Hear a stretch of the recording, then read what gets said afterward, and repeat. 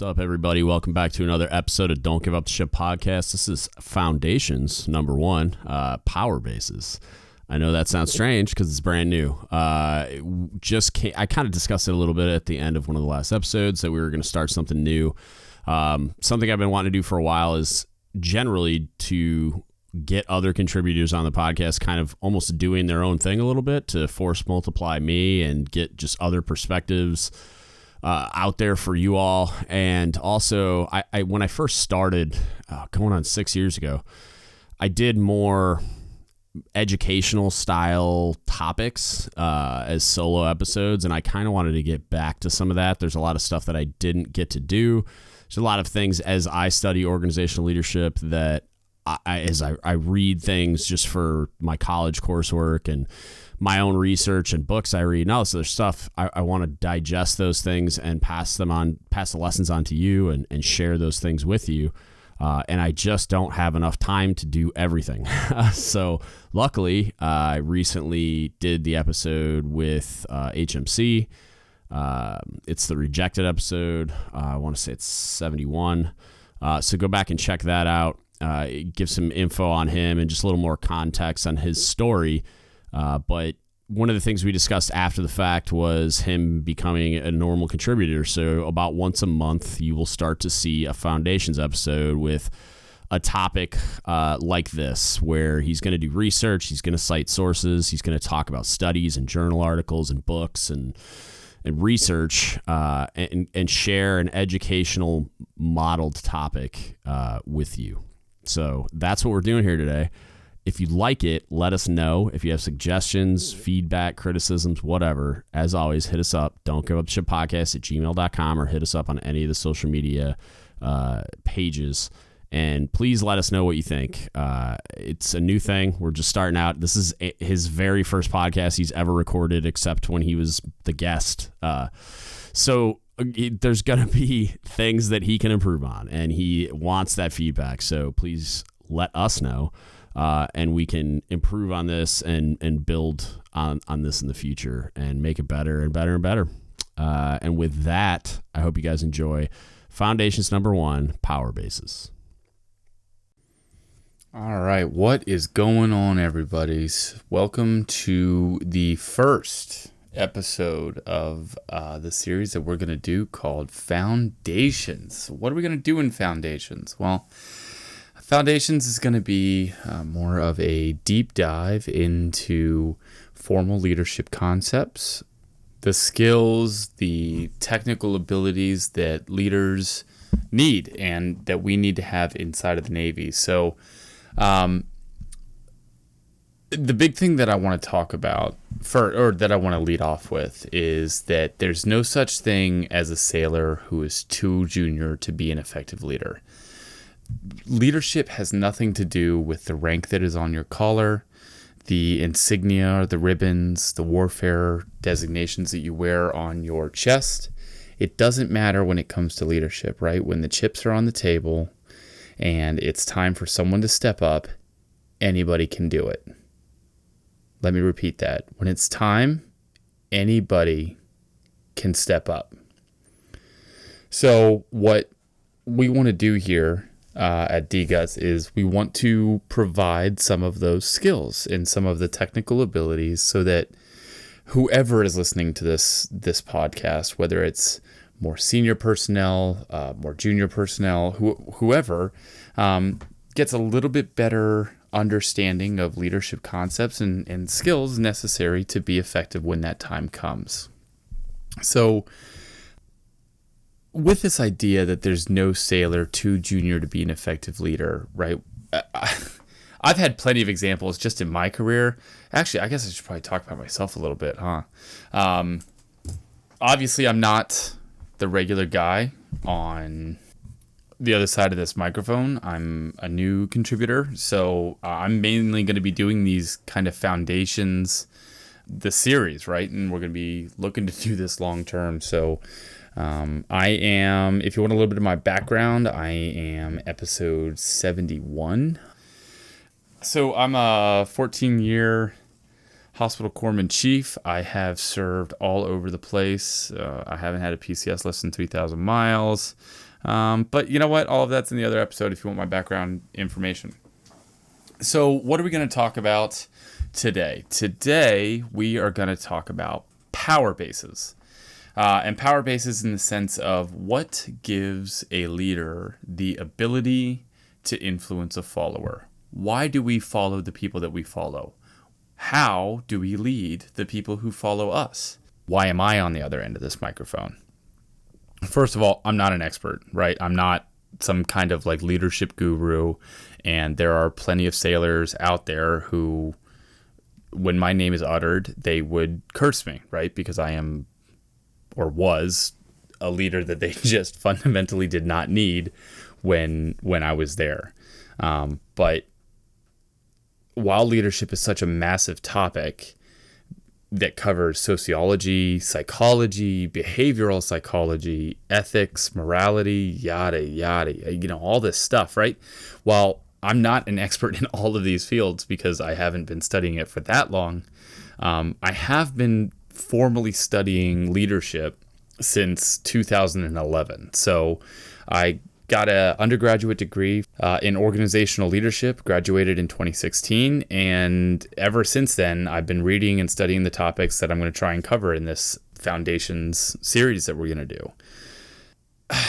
First, we have to talk about some baseline definitions, right? How am I going to define power for the purpose of this lesson? So I'm going to define power as the ability of an individual, either given or taken, to create a self-defined, desirable outcome in another person. Okay, notice that notice who defines the desirable outcome, right? It's the person who's trying to cause the influence, right? And the ability can either be taken or given. These are all, I define it this way for a reason. Ultimately, what I hope to show throughout this talk is that all power is the desirable outcome in which we as leaders should be striving for, right? But for now, these power bases are a good baseline to operate from and a general definition of what power is. So kind of starting it off way back where the first discussion of organizational influence started, which was with Kurt Lewin in 1939. Okay, so Kurt Lewin is generally considered the grandfather of organizational leadership and like organizational psychology. This wasn't even like what he wanted to get into. He didn't want to get into the organizational leadership or anything like that. He was really just looking to define why people do things, and it really had nothing to do with work. But a lot of his research now is being used in the organizational backdrop to kind of further that level of psychology, right? So Kurt Lewin, in combination with Ronald Lippitt and Ralph White, published an article in the Journal of Social Psychology, and it was titled "The Patterns of Aggressive Behavior in Experimentally Created Social Climates," and social climates was in parentheses. So in that, he outlined three major types of leaders in social concepts, and the social concepts being everything, right? Your family, your friendships, the in-groups and out-groups that you're a part of or not a part of, the PTA, everything. So in that, he defined that there were really three types of behaviors that people contributed to, and that was, and some of you may have heard of this before, and if this, I'm sorry, I want to provide a little bit of background before we get into the actual power bases, right? So the three kind of behaviors that Kurt Lewin saw was authoritarian, democratic, and laissez-faire, okay? So authoritarian, that kind of behavior is a person who makes all the choices regardless of the members' input. They provide very little input to the team unless providing clear instructions on how to complete a task. Dictating how the task should be completed with the intention of evaluating members based on that example, right? So they are not the ones who are going to ask your opinion on how to do something. They're going to come into your work center or your workspace, right? And they're going to say, hey, look, this needs to get done. This is how I expect it to get done. Let me give you an example. And, you know, in all reality, we would definitely call these people harder to work for, right? They're task oriented. They want you to get this thing done, and they want you to get it done in exactly the right way. A good example of an authoritarian was Henry Ford, right? And for those of you who don't know about Henry Ford, he was the one who invented the conveyor belt. He was the founder of the Ford Motor Company, and he hired people not because they were people or because they had a special skill set, but he turned people into machines, basically. And he told those people, exactly what to do, how quickly to do it, and how fast to do it. A more current example, Amazon kind of does that a little bit. They describe exactly how long your lunch break is going to be, how many bathroom breaks you can take, how many packages you need to package in a warehouse, how many shipments you need to ship, right? It's very down to the minute, down to the second, exactly what I need you to do in order to complete a job. And that's the authoritarian way of doing things, right? That doesn't, being an authoritarian is not bad, right? It's very useful when teams need to execute something quickly, or decisions are needed to be fast, when teams are not able to monitor themselves, or they lack the integrity to complete tasks to a specific standard that is necessary. So, like in the military, we need authoritarians a lot, right? Especially, boot camp wouldn't be boot camp without authoritarians. A school wouldn't be A school without authoritarians. We need to be told exactly what to do sometimes. From my context of being a corpsman, if nobody knows how to run a mass casualty scenario, I'm the only one in the area that does. I need to put on my authoritarian hat and start barking orders at people and telling them exactly what I need them to do in order to get as many lives saved as I can. That doesn't mean that I need to be an authoritarian all the time, right?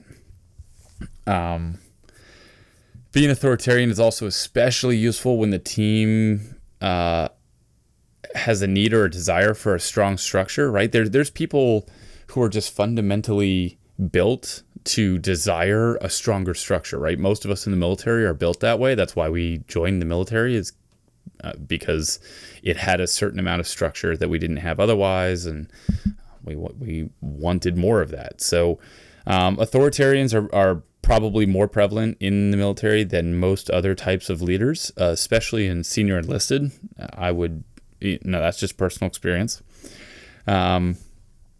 And authoritarian leaders tend to be friendly or impersonal, one of the two, but they don't tend to act aggressive. They might come off that way, for sure. There's no doubt about that, but that's never their intention, right? They don't act aggressive for being aggressive, just for being aggressive sake. According to authoritarian, being aggressive and aggressiveness is being a broken leader, right? You already lost the respect of the people who are trying to follow you if you have to be aggressive in how you're telling people. Now, that doesn't mean that, like I said, in that mass casualty drill, if somebody's not putting a tourniquet on right, that I can't throw them off that patient and do it right myself. So I guess there's like a fine line, right? There's a little bit of a fine line between what constitutes aggressive, because our whole job is aggressive, right? At least that's the military. We kill people and break their stuff. So there's a little bit of aggression evolved in the military anyway. So the next type that Lewin annotated was democratic, right? And democratic leaders tend to welcome team input, facilitate effective discussions among teams, and they allow the teams to make the decision pretty much always.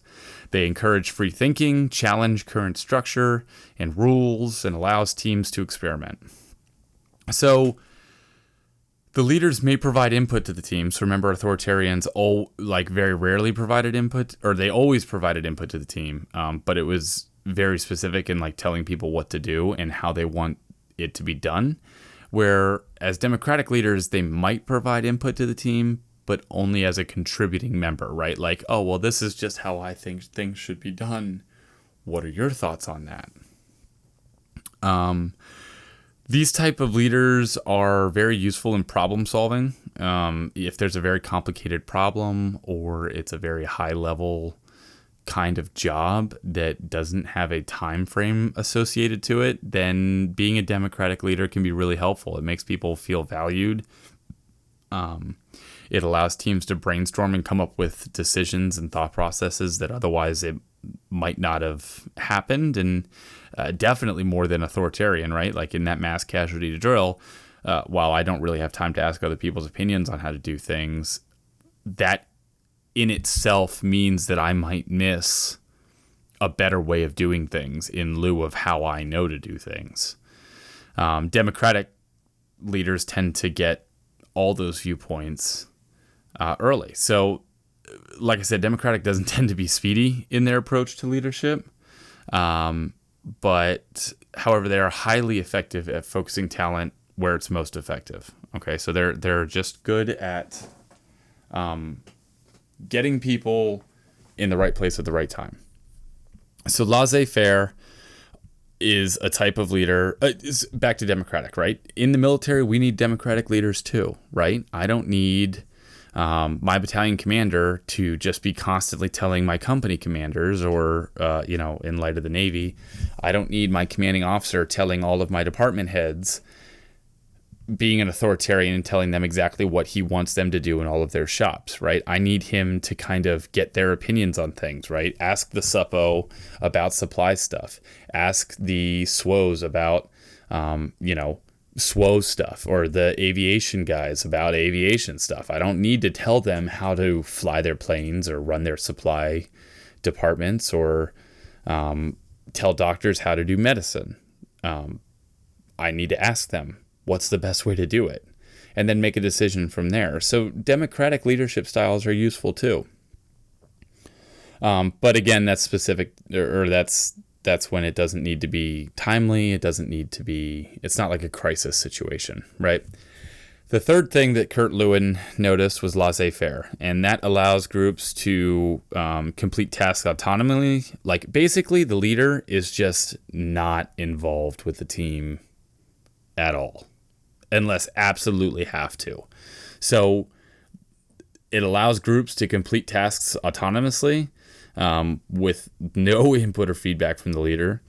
The leader tends not to participate in the work at all, opting instead to allow the team to carry out the tasks that they already know is necessary. So this is a type of leadership style that's highly effective only when the team itself is highly effective in self-starting, right? If you've got a team of absolute pipe hitters that are, the EPs of EPs, and every one of them would be mapped in any other situation, and they can run by themselves. They know what needs to be done and they'll go do it, right? This is not a really effective leadership style inside of the formal structure that the military holds. This is a leadership style that's probably a little more conducive to maybe like a training environment. And actually, I used this leadership style one time. One of the best duty stations I ever had. So I was the senior medical department representative for a training cell that was in charge of training combat life-saving and tactical combat casualty care, so CLS and TCCC for all you corpsmen that listen, to all of the embedded advise and assist teams that are deploying downrange, right? So for those of you that listen to this podcast that don't know what an advise and assist team is, it's a team of like 40 people who are all masters in their specific trades, right? Like you got armorers and corpsmen and whatever. All of these different aspects of being in the military. And they deployed, we were sending teams to Afghanistan, and they would basically embed with the Afghani army and teach them how to be an army, basically. So I was the senior medical department representative in charge of teaching these two courses and for all of these deployers heading downrange. I had a staff of 3 people, all of whom volunteered to be there, and all of whom were extremely proficient in not just the information we were teaching, but also how to teach it, right? Because those are 2 different skill sets. So I had a staff of 4 people. I didn't really have to tell them what to do week to week for the grand scheme of things. We really just kind of came into work. We did what we needed to do, and then we left whenever it needed to get done. And the only time that I really stepped in and talked with my sailors was when I was forced to by the Navy, basically. Not, and let me clarify, like talk to my sailors. I was talking to them every day, all day, because we were all in the same office, like a little cubicle farm. However, I didn't talk to them as their leader, and really, unless the Navy forced me to, during CDBs that were predefined or evals, that kind of thing. For the most part, I just let them do what they needed to get done, and our shop ran like a clock. It was incredible, and if you asked any of them, it was one of the better duty stations any of us have had, because it was just such a highly functioning team. And I was able to adopt a leadership style where I didn't have to tell them what they already knew. That's when laissez-faire leadership is incredibly effective, okay? Outside of situations like that, it is almost always disastrous because the leader is not involved. They are not observing or really doing anything with their sailors. So if their sailors are not taking the initiative and don't know what to do, then most of the time things are going to start falling through the cracks pretty quickly. So if you're going to use a laissez-faire style of leadership that Kurt Lewin defined, then make sure you're in a scenario where that works. I would just recommend, maybe take the training wheels off first, but still kind of stay heavily involved as far as observing. And then if things continue to go, like after like a 6-month period of the training wheels being off, then hey, disengage, fully get involved with the laissez-faire leadership style. So getting into a little bit more of that research that Kurt Lewin did, he wanted to define power, and this is different than how I define it. He defined power as the possibility of inducing forces of a certain magnitude on another person, right? Again, incredibly generic, right? It was not specific to organizational leadership. His research just kind of served as the diving board for everybody else to go off of. In 1944 and again in 1951, he expanded that definition of power to include a power field, basically where an individual who is trying to induce that force of a certain magnitude on another person does so over a broad range of their environment. For instance, as a chief, right? When I try and convince somebody to do something, I usually do it through multiple channels, right? I will do it by example, as far, let's do something as easy as like uniform regulations, right? I will do it through example, wearing my shirt stays, making sure that my uniform is good to go and looking good every time that I put it on. I will do it through explaining the rules and making sure that sailors have the information. And then in addition to that, I'll make sure that I'm inspecting my sailors. So not only am I providing them the information, but I'm also providing feedback during those inspections.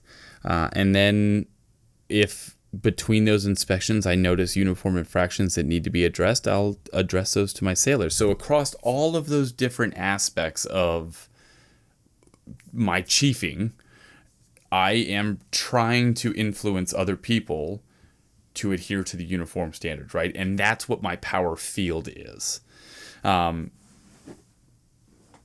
Everybody has a power field. Everybody has a power field, even if you're not considered a leader, right? Like if you are a leader or considered a formal leader based on the basis of power that we're going to talk about, your power field is going to be a lot bigger. But everybody, just by existing, has some sort of power field that people will look to and can be influenced by. This leads to some of Kurt Lewin's later research, which was showed that in group dynamics and in social situations, these power fields that everybody's emanating in some way tend to overlap. So you can get competing power fields that an individual may feel at war with the group that they're surrounded by, or the people they're surrounded by, to figure out exactly where they need to be, where they need to follow. So that's something to be aware of, right? As you're a leader, right? What is the group that you're in? What is the group that your sailor's in? What are the competing influences that are either not necessarily directly opposite of what you're trying to influence your sailor to do, but what are the influences that aren't quite in alignment with yours, and how is that potentially impacting your sailor? And power fields are also created on a group level. So outside of these competing individual power fields, groups, however you want to define that group, whether that be racial, ethnic, gender-based, rate-based, warfare community, however you want to define those groups, there's a set of norms that also has a certain level of influence over individuals, and that's a group power field. So that kind of covers Kurt Lewin and his initial and subsequent research that he did. So now that we have that background, we can kind of get into the power bases specifically.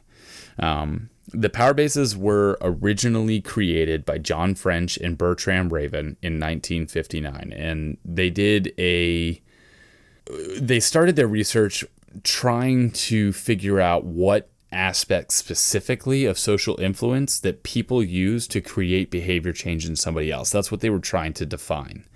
French and Raven defined their query as, what do people use to create a change in a system? With a system defined as a combination of behavior, opinion, attitude, goals, needs, and values. So John French and Bertram Raven basically defined the power field right there, right? A system defined as a combination of behavior, opinion, attitude, goals, needs, and values. That's your power field, according to Kurt Lewin. It's just a different definitions. They knew that these changes could be observed immediately. They could be observed over time. Causing influence in somebody didn't have to be immediate. It didn't have to take a lot of time either. It could be either or. And so in 1959, they published the first 5 power bases that they defined. The first 5 power bases were very generalizable to a great range of social interactions. We still weren't to a location where they were defining their research based on an organizational leadership, but their later stuff definitely started getting into organizational psychology and how that impacts the follower dynamic. So they, in their research, and I just kind of want to make this clear because the further I go in this podcast using these definitions without defining them, you guys might be lost. So in the research that they used acronyms for the person causing the influence and the person being influenced, so that their research was generalizable to such a degree. However, we're not really trying to do that here at this podcast. We're talking very specifically inside of the Navy and very specifically about leadership. So I'm going to use the definitions of like anybody who is trying to cause influence. That's going to be the leader. Okay. And anybody who is being influenced by that leader will be the follower. That might not be technically true. And I'm sure you'll be able to see how these power bases can be used outside of that definition. But just because of the audience that we got going on here and what I'm trying to do, that's what I'm going to use to define it. All right. These bases of powers were categorized into 2 main groups: dependent power bases and independent power bases. Dependent power bases of power are those that rely on the leader actually doing something, right? Acting on the follower in some kind of way. I would go so far as to say these are like extrinsic motivational behaviors, and there's actually a really good bit of research about there's no such thing as extrinsic motivational behaviors, but that's not the rabbit hole we're going down on this one, okay? So dependent power bases require that a leader actually does something to the follower. Independent power bases, as I'm sure you can figure out from here, do not rely on the leader acting on the follower, but more so the follower just wanting to act in a certain way because of this power base. And you'll understand when I kind of start to define the 6 power bases that they found. And so these independent bases of power can kind of be considered intrinsic motivational behaviors or intrinsic motivational drives that we have. So there's no such thing as a bad power base too. Let's really focus on that. Every power base of the 6 can be used in very specific circumstances.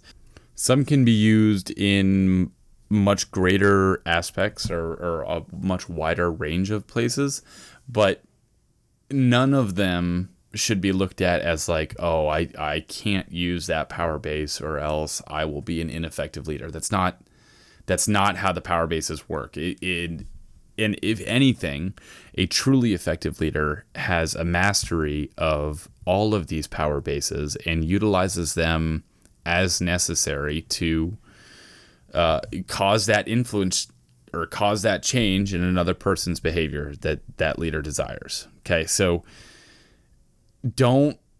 I'm going to use one of the power bases is like predicated on punishment, right? But that doesn't mean that it's a bad power base. It's a very useful power base. Don't start thinking that like certain power bases are good and certain power bases are bad. All of them are important, and all of them should be at your level, at a leader, at a frontline, baseline leader level. You should use all of them. Let's get into it. And I brought up in 1959 that Bertram and Raven had 5 power bases that they originally published. In I think it's 65. Don't quote me on that. I'm pretty sure it's 65. It's later in my notes, but whatever. In 1965, they expanded it into a 6th power base. I'm going to go over all 6, and then we're going to kind of talk a little bit about how to use those. The easiest one, the easiest 2, they're dependent power bases to understand, is reward power and coercive power. So let's talk about reward power first. Reward power is based on a follower's perception that the leader has the power to mediate rewards in a timely manner. It is incredibly important that you understand that the follower's perception of that reward is paramount to this power base. Okay, if a follower perceives that a leader can't even give a reward that the leader's promising, right? Like a leader, like me as a chief, I can promise my sailors, hey, if you do this thing, we're gonna go home by noon. However, I don't necessarily have the ability to promise that, right? Because the CO could change that very quickly. So my sailors, if they hear me say, yeah, we're out of here by noon. And I'm using this example because you see it on the meme pages all the time. But if I tell my sailors, hey, we're leaving here by noon, they're like, yeah, well, you don't really have the power to do that. So my reward power base right there is almost nothing because they just don't even perceive that I have the ability to give that reward. Now, if I said something along the lines of, I was the LPO of a medical records shop, right? And every year you have to go through and make sure that all the medical records that you think you do have, which is a incredibly painstaking process and annoying. And medical records never has enough sailors or staff to get it done. So, as a leader, I told my sailors, hey, look, if we stay late, right, keep working all the way through. Once it comes to dinner time, I'm buying everybody pizza. That's a reward I can guarantee. And that was a reward that they knew that I could guarantee. So my reward power base was a little bit higher right there. Additionally, not only do they need to does a follower need to perceive a leader's ability to give the reward, but that reward has to be valuable, right? If all of my sailors in that scenario that I just gave, if all of my sailors were vegetarians, pizza's not going to cut it for them. So you have to make sure that the rewards you're trying to leverage to whoever you're trying to influence are rewards that they want. This behavior is dependent, right? It requires that the leader observes the follower, monitors for adherence to whatever standard was set in order to give the reward, and then once it is met, actually gives that reward. It's dependent on the leader actually acting, and it's kind of limited in the sense that that specific leader is the only one who's ever going to have this power. The base of this power is highly transactional as well. So it's like each fulfilled reward that a leader gives will increase the followers' perceptions of the leader's ability to reward, right? So if I gave pizza that one night, then hey, the followers believe, hey, he's got a good ability to do this. If I don't follow through on that reward, then my power base drops. And that happens every single time that a reward is promised. It happens every time. And I'm sure even you as a junior sailor had an experience where a leader promised you something and didn't follow through, or a leader promised you something and did follow through, and you, as a consequence of that, looked at the leader slightly differently. That's what I'm talking about when I say that this power base is transactional.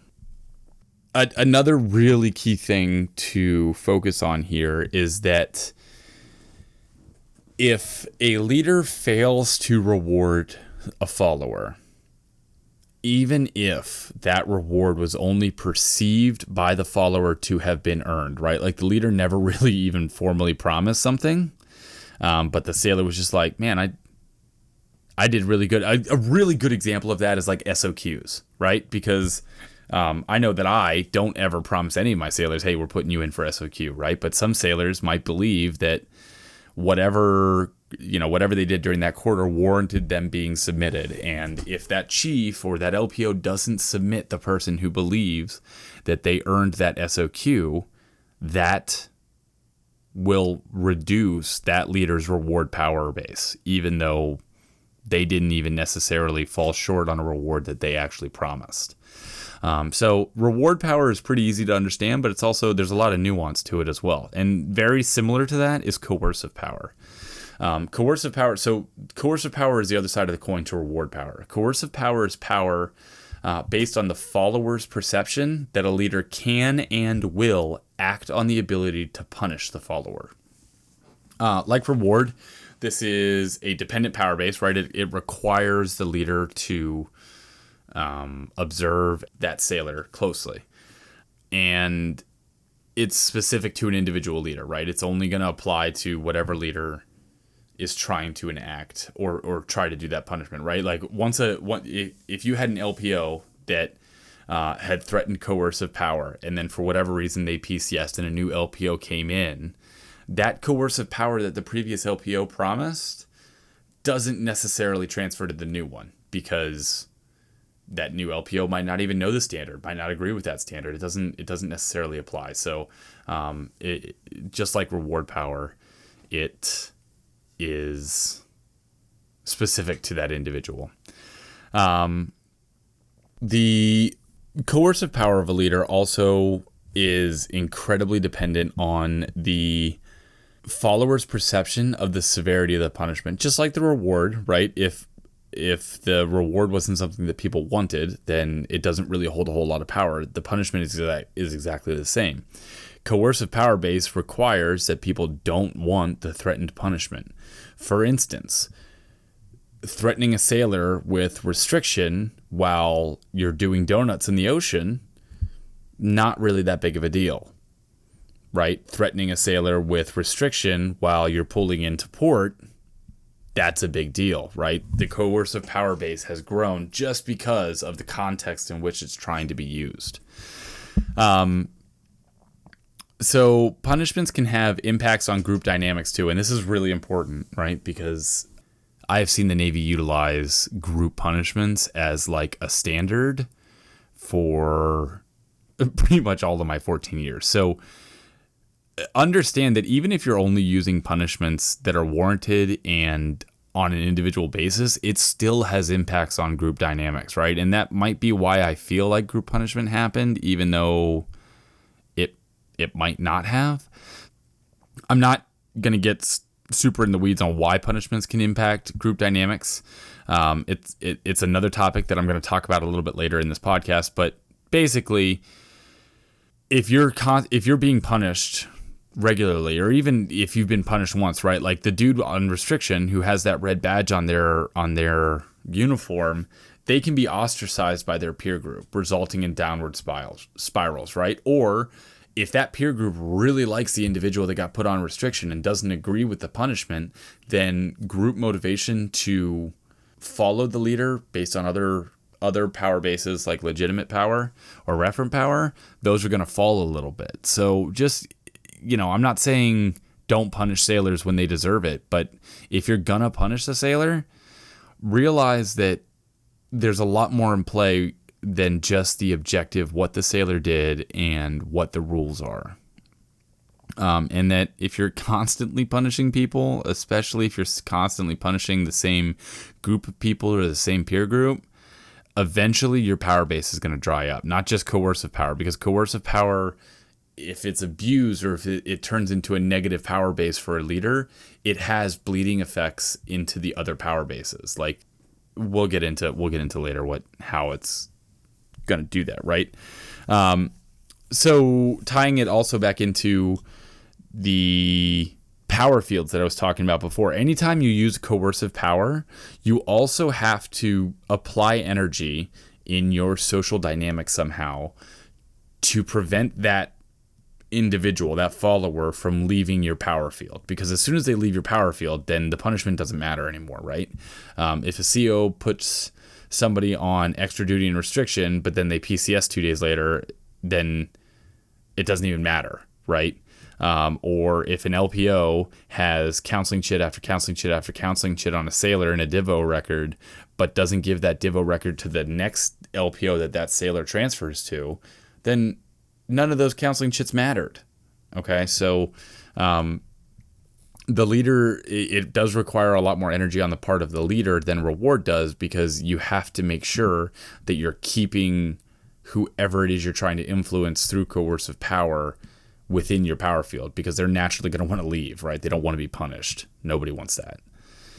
So those are two of the dependent power bases. Now we're going to get into legitimate power, and I think legitimate power is one of the most complicated ones. Okay, and I'm going to spend the most time on this for sure. So legitimate power is power that is the result of a follower being drawn to some things, avoiding others, and being able to decide what those things are.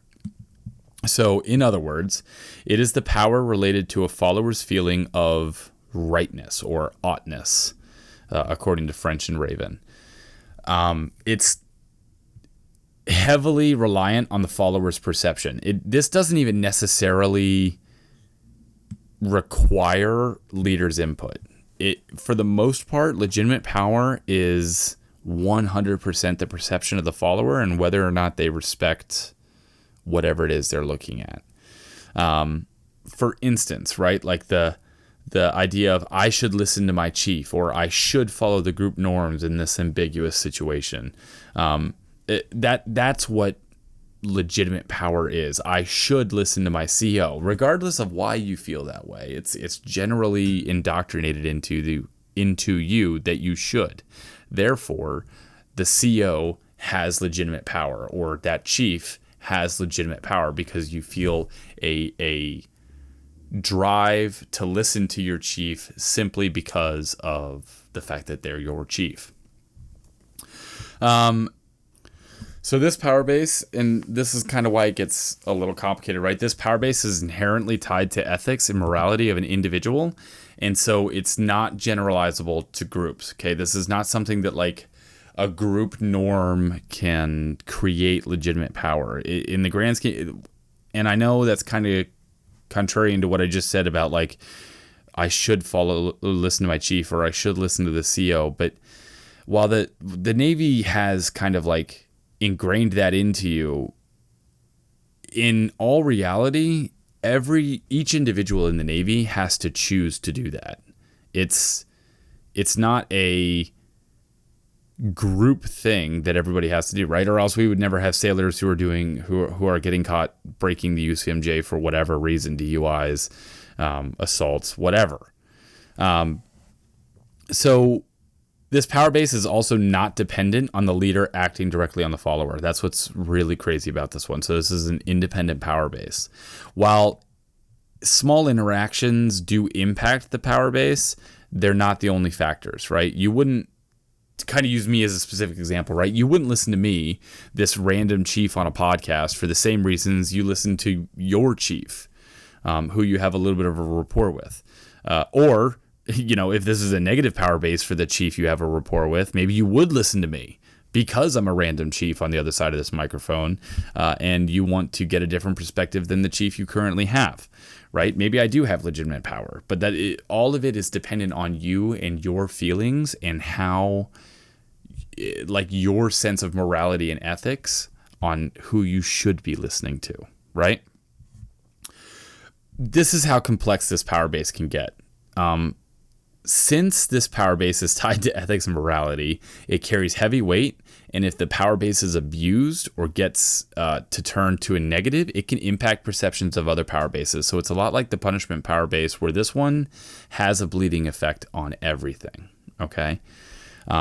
Rewards are not worth it. Punishments don't matter. When the leader who's trying to exert those rewards or punishment is just being chosen by the followers not to matter, right? Like, as I think it was Colin Powell, right, who said once the sailors, or I think he was talking about soldiers, but once the soldiers, you get my point. Once the soldiers stop coming to you with their problems, then you've lost the ability to lead them. That's because he's talking about the legitimate power base here. If they are no longer choosing, they are no longer believing that you have legitimate power to lead them, that they should follow you for whatever reason. When discussing group norms, humans are socially conditioned animals. We are naturally going to be drawn towards the group and what the group is doing. It's actually an evolutionary thing in our DNA. It's a need to stay with the pack or conform to the groups because we're safer. Because if we're being honest and we really look at the animal kingdom, we're like the worst animals out there, right? Like, the only thing that keeps us on top of the food chain is the fact that our brain is so big. But, if damn near anything decided to kill us, they usually could. So we have this deep-seated need to be with the group. We're very much a pack animal, okay? So fundamentally, if we want to Cliff Notes legitimate power, we can say that it is the base of power created when a follower has internalized values or needs which indicate that the leader has the right to prescribe the behavior of the follower, okay? The follower has something internal, and they believe, because of that internal thing, whatever it is, they believe that they need to follow this particular leader to meet that need. Back to the CO, I have a need to provide for my family, right? I have a need to get that paycheck every 1st and the 15th. And if I decide to tell the CO to go fly a kite just because I feel like it, or if I just don't listen to the chain of command, I'm getting NJP'd and I'm not getting that paycheck anymore. So that internalized need has created legitimate power for my chain of command now. These internalized needs can be flipping anything. Money, stability, a need for promotion, a need for acceptance inside of a group, right? This is where legitimate power bases is where peer pressure comes from. A need for friendship, mentoring, validation, valued, to be heard. It could be anything. It could be anything builds this power base. So lucky for us, French and Raven actually did a deep dive a little bit into where does legitimate power actually come from. So they found basically 3 different ways legitimate power can be built. Okay. The first is through cultural values, right? If a culture, an entire culture, values things like, age, then the older someone is, the more legitimate power they get. And that's just because of the cultural values in that society. So things, I mean, specific age is a great example. The older somebody is, the more legitimate power that they're given just by random people. You don't necessarily need to know that person at all. Just they're older, they're a little bit wiser, right? The second kind of location or area where legitimate power can be built is the acceptance of social structure, right? The hierarchy of authority, like the chain of command, right? And how accepting is a society or is an individual of that. I want to make a quick segue to talk about Gert Hofstede did a great analysis on cultural values around the globe. And if you have, I'm telling you, that actually might be one of my later podcasts, is Gert Hofstede and the cultural values that he talks about, because it's incredibly useful when you're a leader and understanding where people's motivations and drives are coming from. But he did, one of the things that he measured was something that he called power distance. And power distance is how accepting is a culture as a whole of differences in power, just differences in power, not necessarily between anybody. But so for using our context in the Navy, right, how accepting is a culture of the difference in power between a chief and a HM1 or a PO1, right? Or a CO and a ensign. You know, if the culture is highly accepting, like the American United States culture has a very high power distance, where we're very comfortable in accepting that, mostly because of us being tied to capitalism. But like we attribute the higher power to some sort of like objective truth about that individual. But anyway, that's like I said, a different rabbit hole. Something incredibly interesting. Go check it out. Gert Hofstede is good stuff. Back to French and Raven. The acceptance of the social structure is basically that, like how acceptance of the distance, the power distance, is a culture, right? Legitimate power, depending on this acceptance of the social structure, can stem from offices instead of individuals. So that's why a commanding officer will always have X amount of legitimate power, because we, as a culture in the Navy, believe, like, we're very accepting of that social structure, that we need a commanding officer, and in that commanding officer has X amount of authority. And I know, like, I'm not talking about like actual legal authority. I'm just saying in general, we believe that the CEO could tell us to come in early to work or whatever, because they have the legitimate power, the right for us to do that.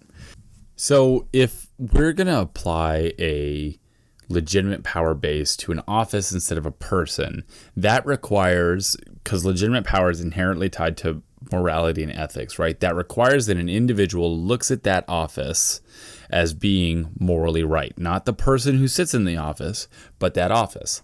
A great example of that, specific to American culture, is the presidency, right?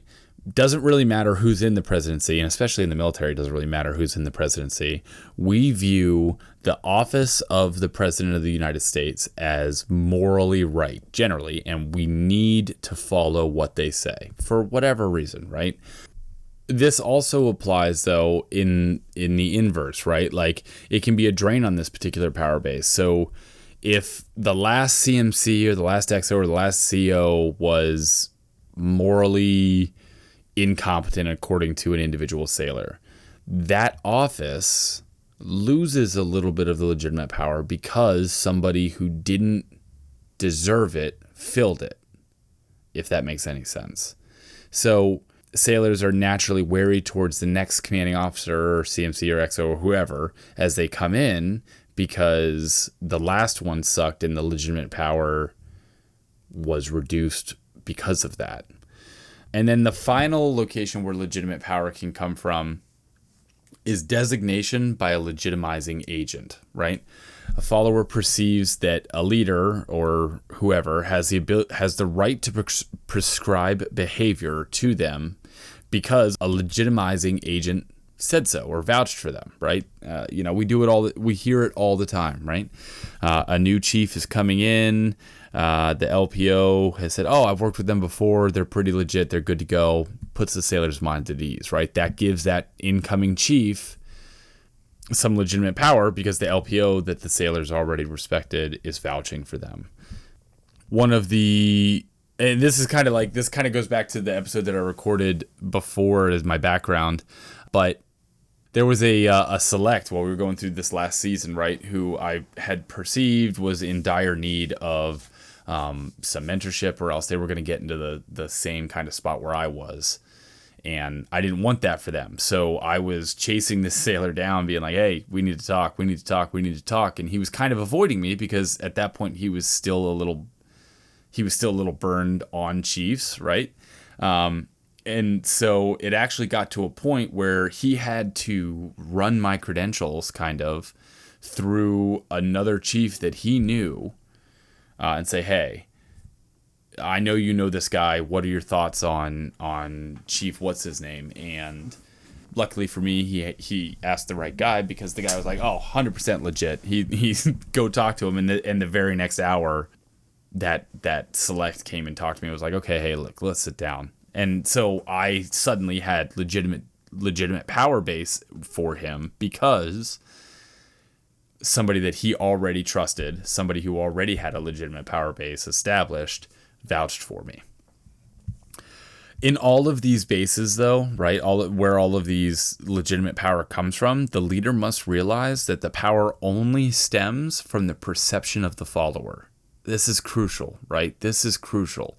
The follower has to perceive that the leader or the office is morally right.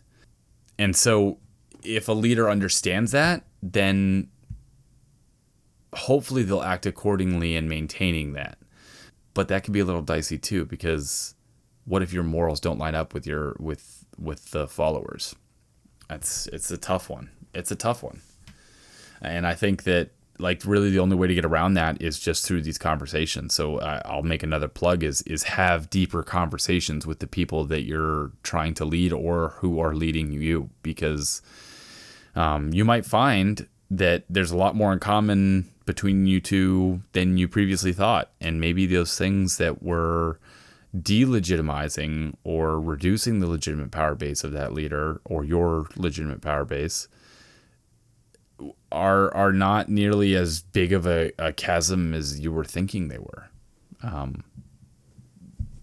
So that, that's enough of that. But the next power base, I know this is getting long, and it's probably getting, your eyes are glazing over a little bit, right? But we have, 1, 2, 3, we got 3. So we're halfway there. We're halfway through the power bases, and we got the longest one done. Okay. So, let's take a second and look at what French and Raven called the referent power base. Referent power base is kind of the one that makes the most sense in my book. It's very intuitive. Okay. It's the power base that's created when a follower internalizes the desire to be like the leader for whatever reason, right? This is not the same as legitimate power, because in legitimate power, you're looking at that leader or that office as being morally or ethically right. And I should follow them because they are morally or ethically right. Referent power just means that you're emulating something in that individual, right? Like you see something, or you see, for instance, you might, your chief might be a really great communicator. And so you're going to be like, hey, I want to be like my chief and communicate like him. Okay. That's referent power. That's not legitimate power. It's not saying anything about whether or not you think the chief is morally or ethically right. You just know that they're effective at communicating and you want to go be like that. It's like legitimate power since it's tied to perceptions, but it's less reliant on ethics and morality and more reliant on skills and observable behavior. So this is kind of like the leadership traits that you actually see that you then can emulate. This is also something, referent power base is built through mentorship, right? If you're a mentor for somebody, it's usually because you have a referent power base. since it's not tied to ethics or morality, the negative possibilities are less, right? If you see somebody that you don't want to be like, if they don't have a referent power base for you, there's really not a negative side to that, right? You're just not going to have that power base with that leader, but it doesn't matter in the grand scheme of things. Referent power is only a positive, okay? And actually what's really cool about this is that referent power is kind of subconscious. Like almost everything that happens as far as referent power base goes happens below the surface, and you're not even necessarily aware that it's happening. So it's independent. It doesn't require that the leader necessarily acts on the follower. The follower is just going to notice some sort of trait or behavior that they want to emulate, and they're naturally going to be drawn to that leader because of that. So the big drawback on referent power, though, is it's highly specific, right? The referent power base is only going to be used for that emulatable trait, right? That one thing that is specific to that leader and that follower that the follower wants to learn or be, right? In the example I used before is the good communicator. That chief might be an absolutely terrible eval writer, or they might be a terrible decision maker, or they might not know their job at all, right? But they're still a good communicator. So the referent power base is good in the sense that it is giving people something to emulate, but that doesn't necessarily speak to the ability of the leader. So be careful when you're utilizing your referent power base, okay? Because or if you're relying on the referent power base too much, because it is very easy for people to be like, well, yeah, I desire to be like this person, whatever the reason is, I desire to be like this person, but outside of that very specific reason, I'm not listening to this person. So don't rely on referent power base as your only means of influencing people. That leads into expert power. Expert power is, again, another one that's pretty intuitive. The follower has a perception that the leader has expertise in relation to an absolute standard. So what that means is that, like, if you're looking at a leader and you think that, let's use a mathematician as an example, right? Or better yet, let's use a technical field, right? Like you're looking at a IDC. I'm a corpsman. It's just the context. You're going to have to deal with it. I'm looking at an IDC, and IDC has expert power base for me because they know more about medicine than I do, right? And that is objectively measurable against an absolute standard of correct diagnosis versus incorrect diagnosis, right? So it's something that I believe exists, and I can measure it against an absolute standard of truth. This is mostly cognitive. It has little relation to emotional responses except when considered negatively. Okay, so expertise is recognized overtly by a follower and then deemed sufficient to warrant a power base, right? Whatever the expertise is, and it can be in anything. Again, for me, it's just an IDC. And even then, if I'm being flat out, I'm going to quantify what that IDC's knowledge is and determine whether or not they actually have an expert power base or not. Maybe their expert power base is limited very specifically to sick call. Maybe not. I don't know. But the expert power base can be very limited in that sense too, is that you're kind of evaluating against that absolute standard. So if they're an IDC, sure, but they're still not very good at medicine, then their expert power base is going to be way less than somebody who's an IDC and is like the IDC of the year, right? The power base relies on the follower's belief that the leader knows the answer objectively and that they are telling the truth. The second part's important too, right? So it's not just the fact that they know the information, it's that they are telling you the truth on the information as well. So there's a little bit of morality and ethics tied into this one, but it's directly related to whether or not we believe we're being told the truth. There's also something called the sleeper effect for this, which is basically that this power base is incredibly effective at countering negative referent power bases, but it requires a huge amount of time to do that. Okay, so basically, if you have an expert power base and you're using it accurately, like you're telling the truth, your followers are perceiving that, you're good to go, but you have a negative referent power base, then the leader can continue to use their expertise to get buy-in from their sailors, right?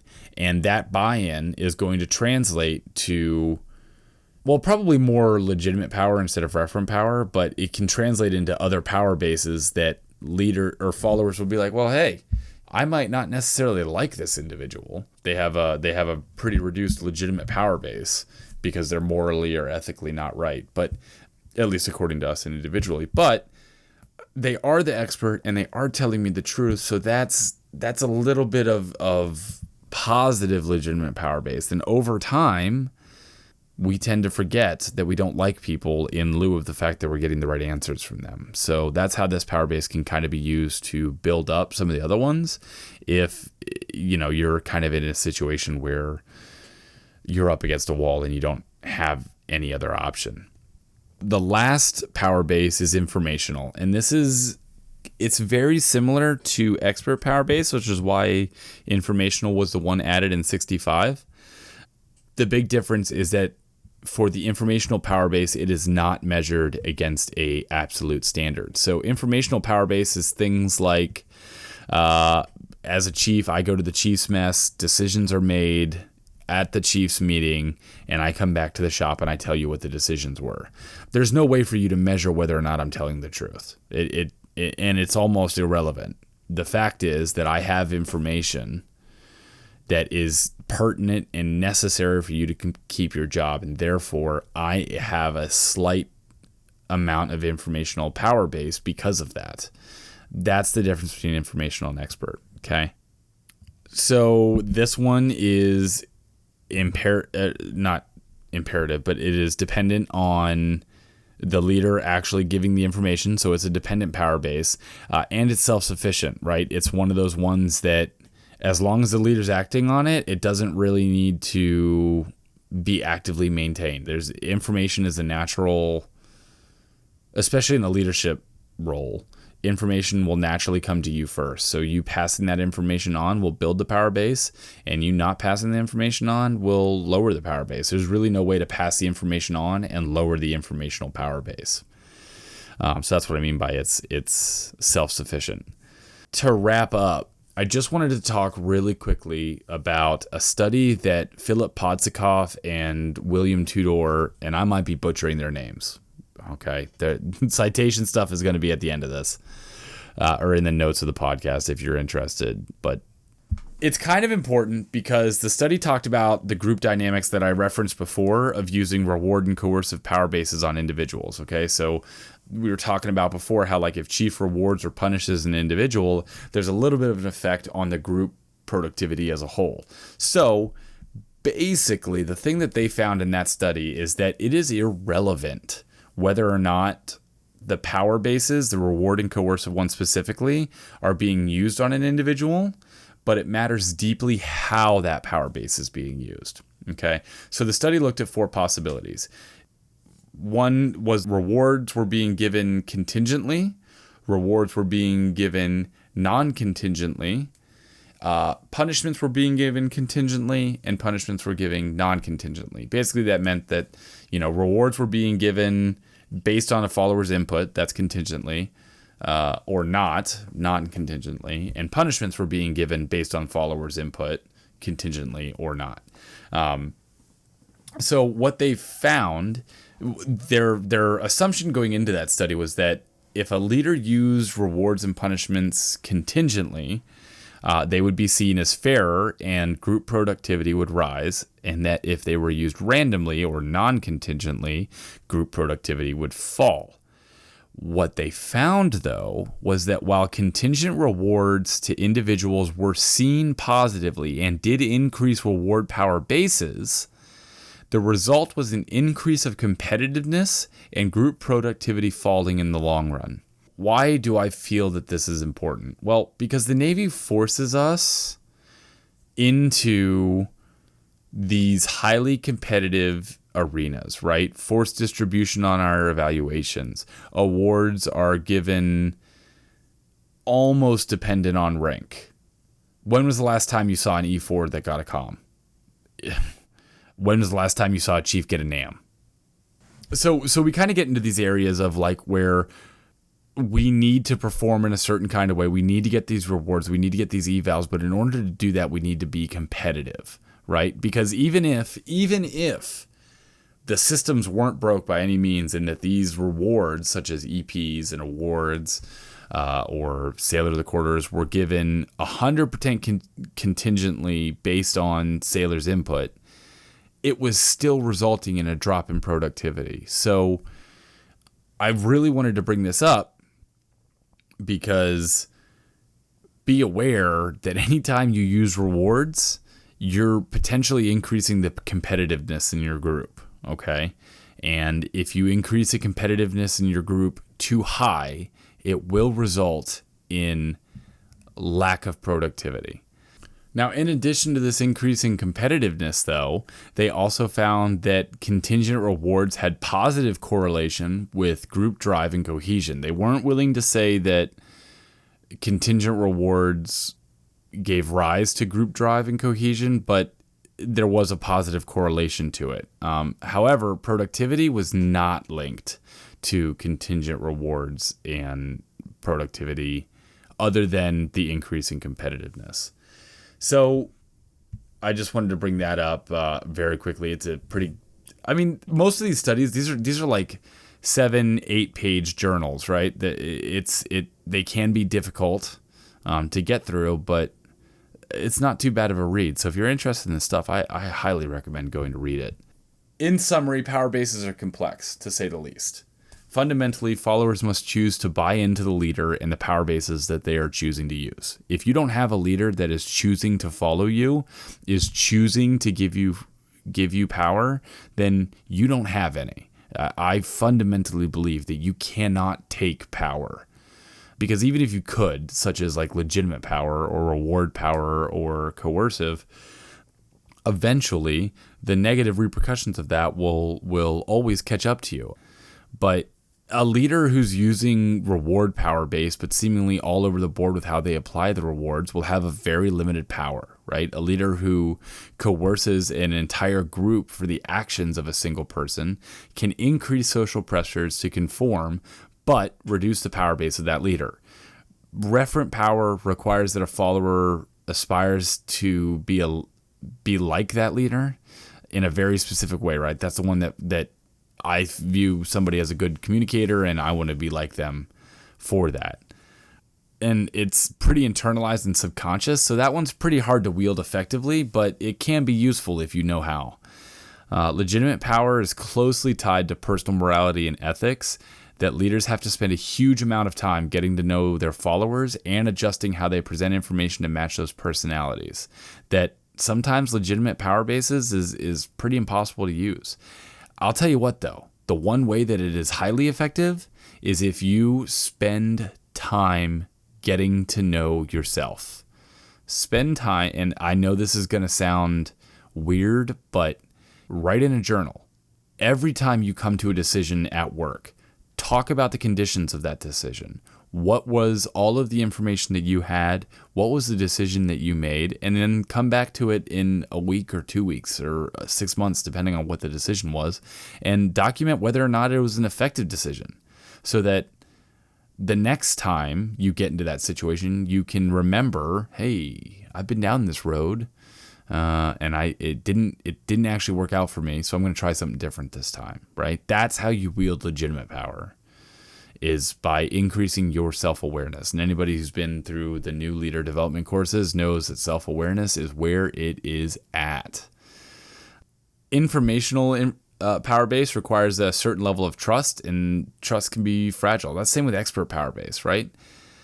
These power bases can make you seem a little authoritarian, democratic, or laissez-faire, and that's okay, because all three of those leadership styles that were first identified in 1939, those are useful. Those are useful sometimes. no matter what, though, understanding a little more thoroughly where a leader can get the ability to influence a follower can only help us in being more effective. If you run into a situation where a certain power base is not working, like the promise of an SOQ submission or the threat of captain's mast, or you don't feel like you have a referent power base because nobody's coming and asking you, hey, can you teach me how to write an eval or whatever? Maybe adjust. Find a different power base that works a little better for that specific situation, okay? Don't be afraid to experiment in leadership. Not too often, but I think sometimes it's a little more comfortable just to sit here and be like, oh, well, it didn't work, pass it off to the next guy, and much harder to just try something different. And the only way you're going to know what other different things to do is by studying this stuff and getting into it. So I really hope that you enjoyed this Foundations kickoff podcast, really, I guess. And I'm looking for input on what other topics you might want me to take some of these deep dives into, right? What are some new foundational things? I think Gert Hofstede's one of them that I'm really mulling over, but reach out to us. Give us some feedback. What are some formal leadership topics that you'd really like us to get in the weeds on and kind of talk about a little bit? I said at the beginning, this was the first one that I'm recording by myself, so any feedback is welcome. I really appreciate it. And I hope that overall I brought some kind of value to you. So with that, thanks for your time. All right, I hope you guys enjoyed that. Really grateful that he took the time and to have him on board. I'm looking forward to getting more people involved in this way to give just different perspectives. There's all kinds of different contexts and experiences and just parts of the Navy that I don't have the experience to share in the same ways. So pumped to have him on board. You should see these about once a month. That's the goal. And like I said before, looking for feedback. Please let us know, not just what we did poorly, but what we can do better. And also, if you have suggestions about things you want to hear from him, hit us up. Don't give up the ship podcast at gmail.com. You can Facebook message us, Don't Give Up the Ship Podcast, or you can DM us on Instagram or Reddit at dgutspodcast. I will get the message. He will get the message. Chief Bob will get the message. Everybody will get the message to build on this in the future, make it better. We definitely want to fix these things. Some of it is going to be as he gets more experience recording podcasts, he'll get smoother and it'll get better in that way. But also the topics, the types of things you want to hear, the topics that you want to hear, whatever. Definitely open to any type of feedback that you have, except I'm not changing the music at the beginning of the episodes, and so let it go. I'm drawing a line. But yeah, I hope this is something that people get excited about. I imagine this will probably appeal more to the junior ranks, but I could be wrong about that. So I'm looking forward to seeing the reaction and going from there. And that's really it. That's what I got for you today. Thank you so much for listening, and don't give up the ship.